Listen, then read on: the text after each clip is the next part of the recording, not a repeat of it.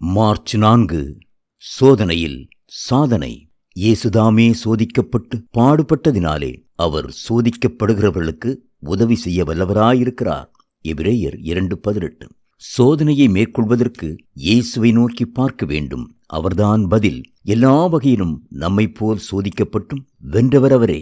எபிரேயர் 4:15. நாம் முதலாவது நமது உடலின் உறுப்புகளை உயிருள்ள பலியாக கடவுளின் பீடத்தில் படைக்க வேண்டும். ரோமர் 12:1. நாம் நம்முடையவர்கள் அல்ல, விலைக்கிரயம் கொடுத்து கடவுள் நம்மை வாங்கிவிட்டார்.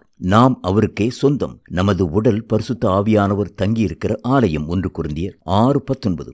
எவரையும் இச்சையோடு இனி பார்ப்பதில்லை என்று கண்களோடு உடன்படிக்கை பண்ண வேண்டும். யோபு 31:1. விலக்கப்பட்டதை தொடக்கூடாது என்று கரங்களை ஆண்டவருக்கு அர்ப்பணிக்க வேண்டும். கிறிஸ்து எங்கே போக மாட்டாரோ அங்கே நமது கால்களும் செல்லக்கூடாது. காலைதோறும் இந்த சமர்ப்பணத்தை நினைவுபடுத்திக் கொள்ள வேண்டும்.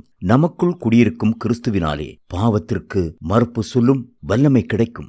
நாம் கிறிஸ்துவோடு இறந்து புதைக்கப்பட்டு எழுந்திருந்து பரமேறியுள்ளோம். ரோமர் 6:3-4. கிறிஸ்துவோடு இவ்விதம் அடையாளப்படுத்திக் கொள்ளுதலை அடிக்கடி தியானிக்க வேண்டும். சோதனையை மேற்கொள்ள பலம் பெற்றுக் கொள்வதற்கு நாம் ஜெபிக்க வேண்டும் என்று கிறிஸ்து போதித்துள்ளார். நமது உடல் பலவீனம் உள்ளது.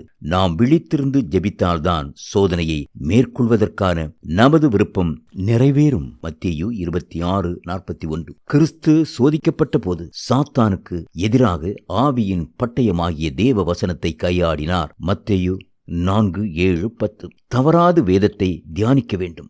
நான் உமக்கு விரோதமாய் பாவம் செய்யாதபடி உமது வாக்கை என் இருதயத்தில் வைத்தேன் என்கிறான் சங்கீதக்காரன். சங்கீதம் 119:11. திருவசனத்தால் நிறைந்திருந்தோமானால் சோதனை வரும்போது சரியான வசனத்தை தூய ஆவியானவர் நமது நினைவுக்கு கொண்டு வருவார். சோதனையில் விழுந்து விடாமல் இருக்க தேவ பிள்ளைகளின் உறவு தேவை. தனித்திருக்கவே கூடாது.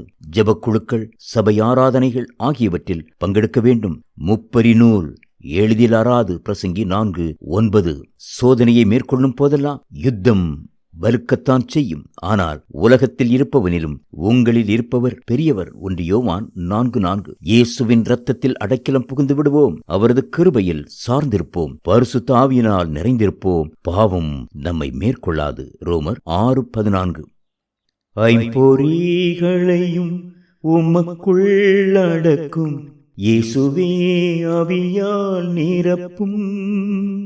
வெற்றி வாழ்க்கையுள்ள மகனாய் திகழ அக்கினி என்னுள்ளம் இறக்கும். என் எமில் ஜெபசிங்.